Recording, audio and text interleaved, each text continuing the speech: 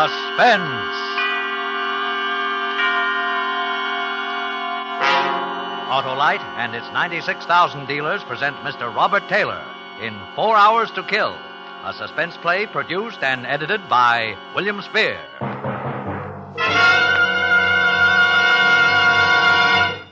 Oh, there, Mr. Wilcox. I am J. Hamhock Macbeth of the Legitimate Theater. I've just been signed to announce a new show.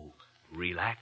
Okay, let's hear you do something with famous Autolite resistor spark plugs. Of course, I might begin thusly. To be or not to be, that is the question. No. The only question is how soon Autolite resistor spark plugs will be demonstrating their advantages to every car owner in the land. But You see, my friend, Autolite resistor spark plugs with their exclusive built-in 10,000 ohm Autolite resistor let your engine idle smoother, give better performance on leaner gas mixtures, actually save you gas. What's more, Autolite resistor spark plugs have 200% longer electrode life. Cut down spark plug interference with radio and television. So see your friendly Autolite dealer and have him install a set of the new Autolite resistor spark plugs in your car. Remember, you're always right with Autolite. And now, with 4 Hours to Kill and the performance of Mr. Robert Taylor, Autolite hopes once again to keep you in suspense. So you want to know what's the matter? What's wrong with me? Okay, sit down on that bench over there. Make yourself comfortable, because this takes a while to tell, and I want to get it all off my chest. You know, now that it's over, I can look back and see everything in perspective. Clear back to the days when my brother Walter and I were kids in Vermont. And I can see now that my life's divided into two halves. The first 34 years and the last 4 hours. Yeah, 4 hours ago, I was standing at the big front door of the Bachelors Club, on my way up to see Walter for the first time in 5 years. I knew it was going to be tough, but things had changed since the last time we were together. Walt had arrived now. He was the kind of New York lawyer who divides his time between the front page and the society section. I was just still a newspaper bum. The competition between us was over, and I was hoping that now, with the numbers up on the scoreboard for everyone to see, Walter might let down a little. Decide he could afford to call off whatever it was that had set us at each other's throats from the beginning. Anyway, that's what I hoped. As I said, I knew it would be tough. Asking Walter for anything was always tough. Well, I finally swallowed what pride I had left and walked into the lobby. At the desk next to the stairway, the clerk was in a huddle with a bellboy. Well, for the love of Pete, what does the guy expect? It's one of those clubs where you're supposed to put a call through the desk before going upstairs. I stood around waiting for a minute, then figured it might be better if Walter didn't know I was coming, so I walked past them. They didn't even see me. The guy nails me, blows higher than a kite because I ain't there with all 7 courses.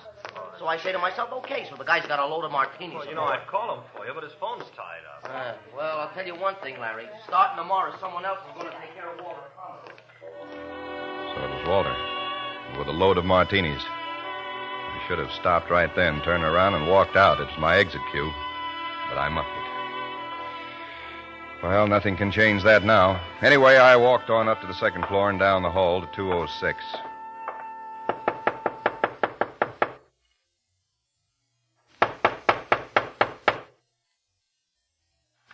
Well, it's about time you got here. Well, Oh. Hello, Walter. Theodore. That's right. Big Brother Theodore. Well, come on in. You're just in time for dinner. The boy will be up in a minute. No, thanks, Walter. I haven't got too much time. Huh? You mean you're turning down a free meal? Oh, look, let's forget that stuff, shall we? We're grown up now. There's no point in... Sure. Now, sit down. No, I won't be too long. Huh? Well, tell me, Ted, how are things on the paper in Buffalo? Okay, I guess. I quit yesterday. Oh, you quit? Yeah. Not fired. You quit. That's what I said.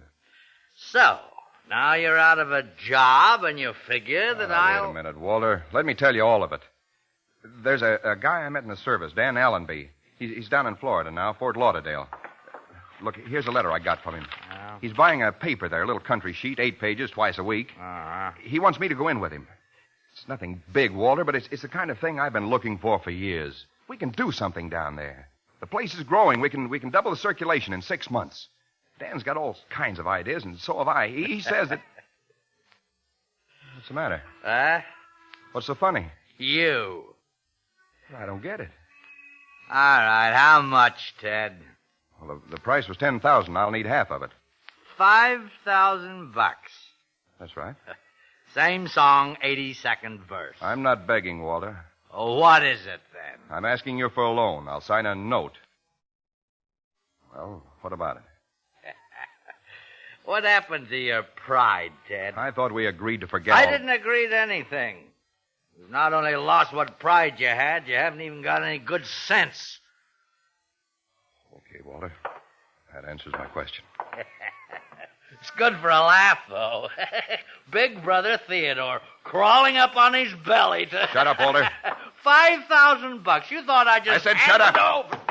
Hey, let go of me. I've had all of you I'm going to take. You hear that, Walter? I've had all... Let go of me. Okay, Walter. Okay. You've had that coming for a long time, Walter. Yeah, you're right. I was stupid, thinking you'd... Now, get up. Come on, Walter, get up. I won't bother you anymore. Walter. Walter.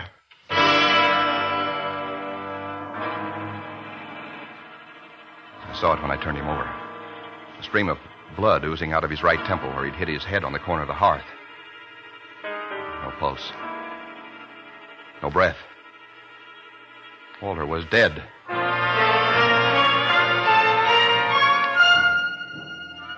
In a spot like that, you don't think. You move. No one knew I was in New York, and I was sure the clerk and the bellboy hadn't seen me cross the lobby. If I could get out without being spotted, I had a chance.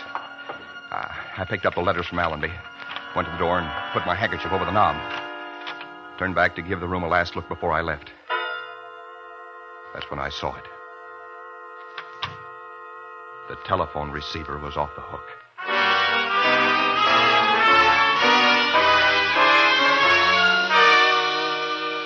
I remember I looked down at it like it was a poisonous snake or something. Started to hang it up, then changed my mind. Hello? Walter? Yeah, this is Walter. Really? Sorry I kept you waiting so Wait long. a minute. Let's have an understanding right now. When I want a good newspaper man, I'll call you. When I want impersonations, I'll go see the floor show at Leon and Eddie's. Now, why don't you call your brother and tell him I'm getting tired of holding this telephone? Oh, who'll I say is calling? He knows. I made that pretty clear just before you barged into his apartment. What makes you think I barged in? Just a guess. Am I warm? Not very. From this end, the dialogue sounded more like a Donnybrook than a pink tea. Well, look, let's not go into... Don't apologize, Theodore. Walter's a Class A heel. He had it coming. Now, go pick him up off the floor or wherever you left him and bring him to the phone. Well, he's out of the apartment right now. Why don't you just give me your name and number, He already has it. I gave it to him a year ago in a moment of weakness. Tell him I'll call him back in an hour or so when he's better able to talk. Hold it a minute. Your dinner, Mr. Pomeroy? Listen, Walter won't be back till late tonight. You'd better call him at his office in the morning. You got that? Yes, but he wanted... Mr. Pomeroy? If I'd had any sense, I'd have given up right then with the bellboy pounding on the door, with that girl on the phone who could send me to the chair with a word.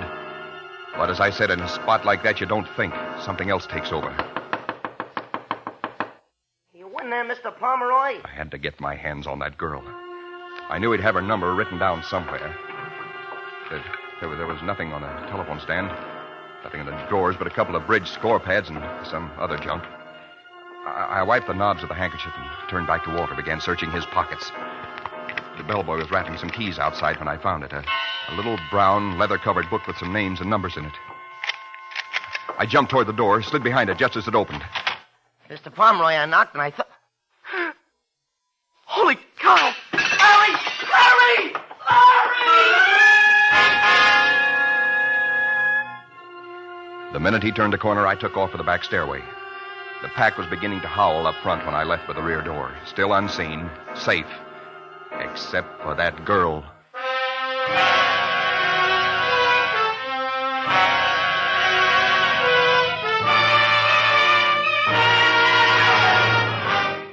Autolite is bringing you Mr. Robert Taylor in 4 Hours to Kill. Tonight's production in radio's outstanding theater of thrills, Suspense.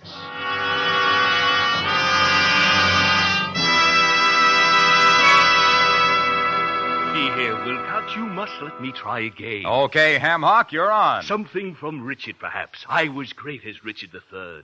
Now is the winter of our discontent made glorious summer by... Autolite resistor spark plugs? Now you're cooking, my boy, because Autolite resistor spark plugs do get you started faster when it's cold. They let your engine idle smoother, run better on leaner gas mixtures, actually save you gas. The quality of mercy is not strained. And neither is the quality of Autolite resistor spark plugs. With their exclusive built-in 10,000 ohm Autolite resistor spark plugs give 200% longer electrode life. Reduce spark plug interference with radio and television. Is this a dagger which I see before me? Could be. And the answer to your visibility problems, chum, is Autolite Bullseye Sealed Beam Headlights. A horse, my kingdom. For a horse? Oh, you'll never feel that way, pal, if your car's equipped with wide-gap Autolite resistor spark plugs. So see your friendly Autolite dealer and have him install a set of those wide-gap Autolite resistor spark plugs in your car. Remember, you're always right with Autolite. And now Autolite brings back to our Hollywood soundstage our star, Robert Taylor, in 4 Hours to Kill, a tale well calculated to keep you in suspense. I started across town toward Fifth Avenue, walking slowly, letting the cold night air work on my face. By now, the call was into headquarters, and a prowl car was on the way. In a half hour, the homicide men would be there with the police photographers. By 9, the story would be into the morning papers. They'd be out around midnight. Walter was front-page stuff. And that girl who'd heard it all on the phone, she'd be able to read the headlines. And once she added it up, I was through. I had 4 hours to find her. Then, somehow, somewhere, I knew I had to kill her.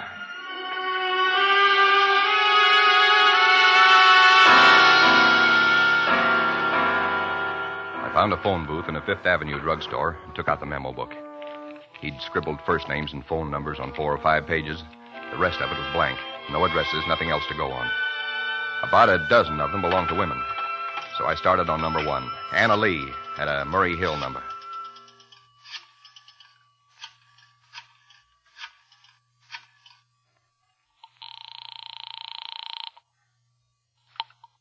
Hello? Is this Murray Hill 41121? That's right.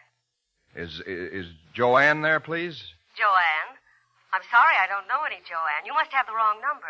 Are you sure? Well, I guess I'd better check it again. I'm sorry. Now, Louise isn't in. If you're that guy who's been calling her, let me tell you right now that...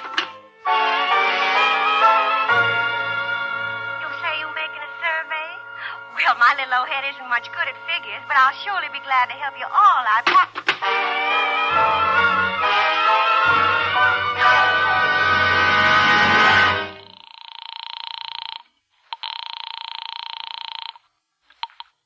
Hello. Is this Maxine? That's right. Who's this? Didn't I talk to you a little while ago? Who? Oh. Don't tell me it's Theodore. Make it Ted, will you? Oh, we're real friendly now. Well, I hope so. I see. And you make a habit of hanging up in people's faces? We were cut off, Angel, and you were so snide about giving me your name, I couldn't call you back. Mm-hmm. So you went out and bought yourself a crystal ball? and when you... No. I just called up every girl in Walter's telephone index until you answered. Why'd you do that? Because I want to see if the girl is as nice as the voice. How do you blush over the phone? Look, why don't you save us both a lot of trouble by telling me where I can meet you? I'd rather keep it this way. I can be pretty persistent. I can be pretty stubborn. One Pomeroy is about all I can cope with at a time. I'm awfully sorry, Theodore, but I Wait have... a minute. What's that music? The radio? No, it's not the radio, and please don't bother me. You're a nice boy, but I'm too busy right now to play games. Look, you've got to at least give me your last name, Maxine. Good night, Theodore. Some other time. But wait. I'm sorry, pal. You forced me to do this. Maxine, wait a minute. Yeah,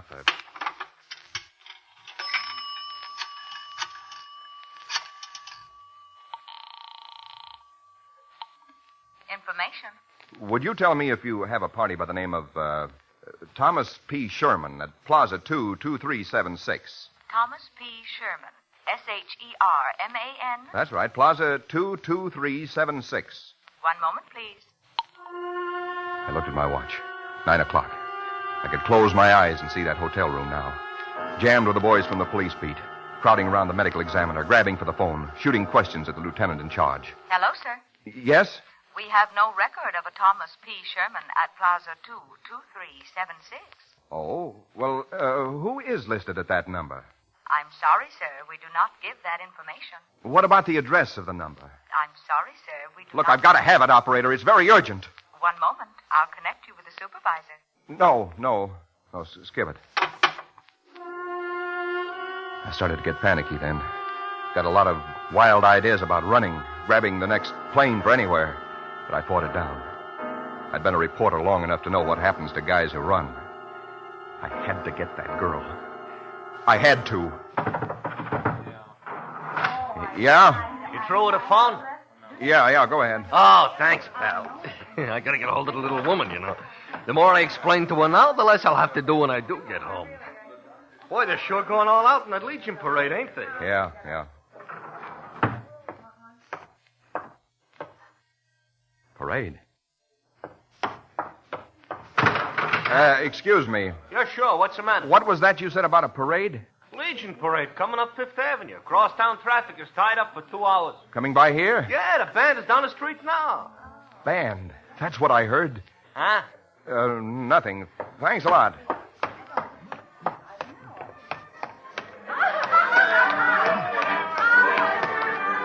Crowds were lining the curbs outside. Down the avenue, somewhere around 78th Street, I could hear the band at the head of the parade, marching toward us. The same band I'd heard over her telephone, passing so close it almost covered her voice. She was on a low floor, next to the street, and the band had passed her at exactly 1 minute to 9. I remembered looking at my watch. I stood there and waited for the band. It was a wild idea, but I had a feeling if I figured it carefully, I could come pretty close. I walked the block with the band, then another one to make sure. It took them 1 minute and 20 seconds to cover a block. We hit 84th Street at 16 minutes and 20 seconds past 9. They'd covered exactly 13 blocks since they passed her telephone. That made it somewhere around 71st Street, on a ground floor. An apartment, maybe a residential hotel facing Central Park. I turned and started running back down Fifth Avenue. I was getting close, and there were still 2 hours before the morning papers hit the street.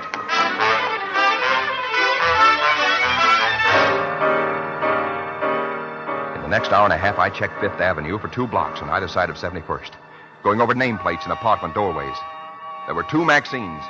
I talked to one on the house phone. She must have been 70. And met the other one face to face, a hatchet-faced character who didn't appreciate being gotten out of bed by a drunk who had the wrong apartment. That left only one possibility. A residential hotel in the middle of the block. I decided I'd try calling her again. Walked past a cigar stand in the lobby to a row of phone booths at the rear. It was 10 minutes to 11. Time was running out.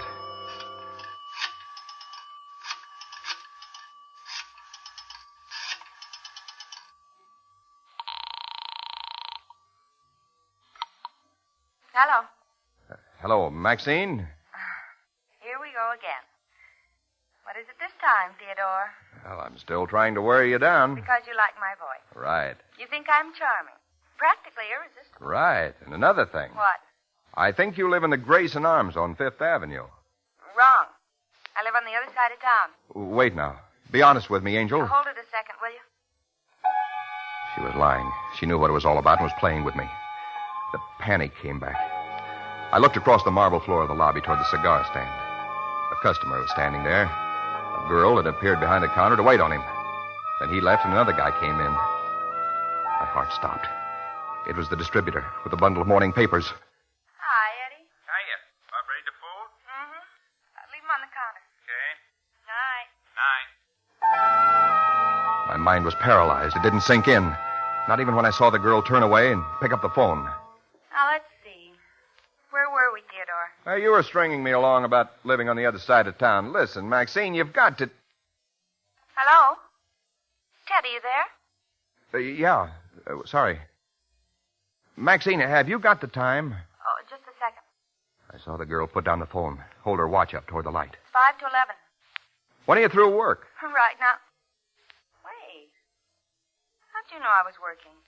Stay put for a minute, and I'll tell you. Ted. Ted, what do you mean, stay put a minute? Hello. I'll be right with you, sir. Hang on, Ted. Yes, sir. Package of those, huh? Yes, sir. $18.25. Thanks. Anything else? That's up to you. Oh, now look. Wait a Ted. minute. I told you I was the persistent type. Why? You're Ted. Disappointed? Oh, not exactly. How did you find I was calling from the booth over there. But how did you find this place? My crystal ball. Oh, you ought to get yourself a booth at the county fair. You'd make a fortune. It's only a sideline. Do you really live across town? Worst-looking brownstone on 75th. But it's home. Good. Then I can walk you home. Walter won't like this. He won't mind. Okay, Theodore, I'm whipped. Let me lock up and get my things. I'll be with you in a minute. I waited while she shut things down, threw a tweed coat over his shoulders, put a blue felt hat with a feather in it on the back of her head. The face matched the voice. Dark hair, wide-set blue eyes with laugh wrinkles at the corners. I wasn't thinking about that then. I was thinking what a break it was she lived across town on the other side of Central Park. Ted, Huh? mind if I mention something? No, go ahead. We're going the wrong way. Main path across the park's down there. Yeah, I know. I just don't want to meet any cops. The park's closed after nightfall, you know. You don't mind? No? I don't mind. At the last minute, she grabbed a paper off the pile, folded it, and stuck it in her pocket without looking at it. We turned into a dark byway. She moved closer and took my arm. The paper pressed against me like a hot branding iron in my side. My heart was pounding now. There was a choking lump in my throat. I hardly dared to talk. I'm sorry I gave you such a bad time tonight, Ted. Forget it. I guess I thought you'd be different. More like your brother. Why are we stopping? Why did you do it? What do you mean? You can let your hair down. Walter can't hear us. Why did I do what? You mean you do this every night? Huh? Call up strange women, tell them you've fallen in love with their voices? Oh. Well, let's not talk about that now. I don't get it, Ted. Look, I'll tell you later. Never mind. I just thought it was worth mentioning. Guess I was wrong. Night, Ted. I can make it the rest of the way alone. No, wait. I mean it. Let go of me. Quiet, Maxine. It's a cop. He'll hear us. I don't care. Hey! Anyone up there? I held her tight, my lips hard against hers. I heard the cop walk by on the main path 50 feet away. There in that dark byway, I could have done it. 10 seconds, maybe 20, and it'll be over. I'd be free. But I discovered something else. As I felt her respond, felt her arms tighten around me. I said it before, back in that room with Walter's body at my feet. I stopped thinking. Something else took over. I was like an animal, fighting for life, going on nerve and instinct. But there in that black pathway in the park, I began to think again, like a human being. And I knew that whatever it is that's born into a murderer wasn't in me. That, love her or hate her, I could no more murder this girl in cold blood than I could fly to the moon.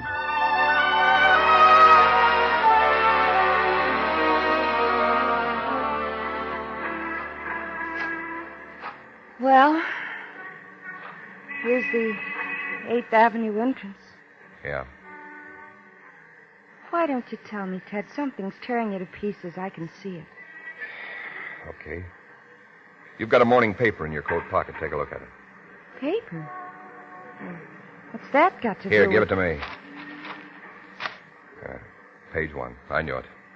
Lawyer attacked in city apartment. Walter. Yeah. You asked me. Here it is. New York, January 18th.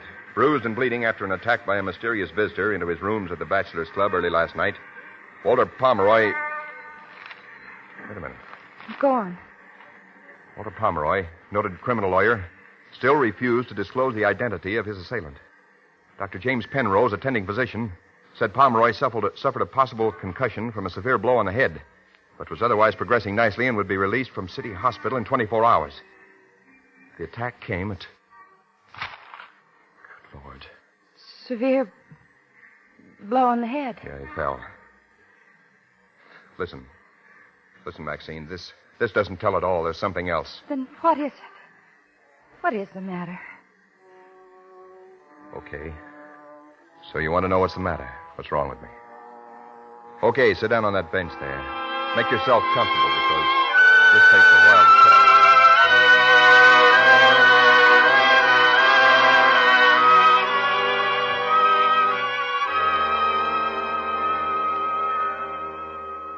And that's it. That's what's wrong. I wanted you to know all of it because, well, you're important to me now. Maybe more important than anything else in the world. You can check out if you want to. It's nothing a cup of coffee won't cure. Max. There's an all-night stand around the corner. Got 20 cents.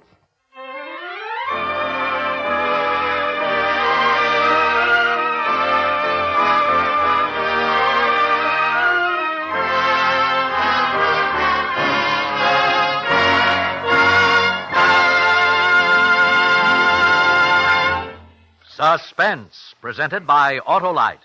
Tonight's star, Robert Taylor. Ah, Wilcox, shall we do another sterling performance? I believe we rate at least 10 curtain calls. Ham Hock, old boy, if you think we're good, just wait till you try Autolite resistor spark plugs.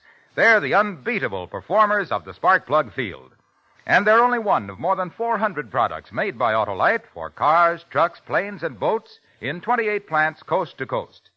These include complete electrical systems used as original equipment in many makes of America's finest cars. Batteries, spark plugs, generators, coils, distributors, starting motors, and bullseye sealed beam headlights. All engineered to fit together perfectly, work together perfectly because they're a perfect team. So don't accept electrical parts supposed to be as good. Ask for and insist on Autolite original factory parts at your neighborhood service station, car dealer, garage, or repair shop. Remember, you're always right with Autolite.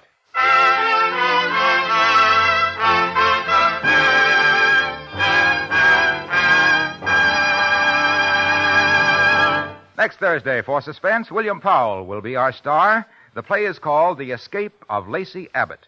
And it is, as we say, A tale well calculated to keep you in suspense.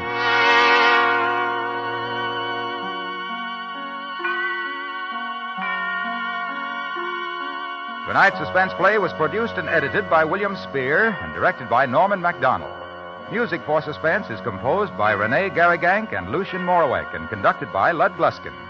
4 Hours to Kill is an original radio play by Harold Swanson. Robert Taylor will soon be seen with John Hodiak and Arlene Dahl in the Metro-Goldwyn-Mayer production Ambush. In the coming weeks, you will hear such stars as Ozzie and Harriet Nelson and Rosalind Russell. And don't forget, next Thursday, same time, Autolite will present Suspense, starring William Powell.